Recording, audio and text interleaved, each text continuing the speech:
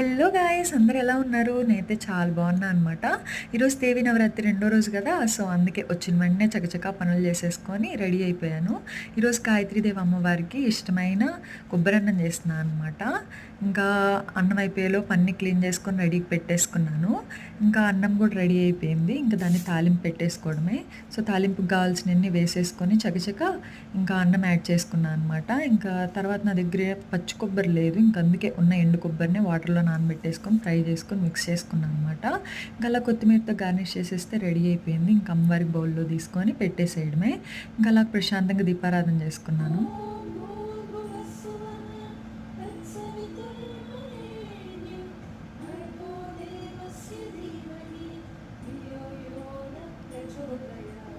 గాయత్రి మంత్రం చదువుకుంటే చాలా మంచిదనమాట. నేనైతే పొద్దున్నుంచి చదువుకుంటూనే ఉన్నాను మనసులో. ఇంకా అదన్నమాట సంగతి ఈరోజు వ్లాగ్ మరి.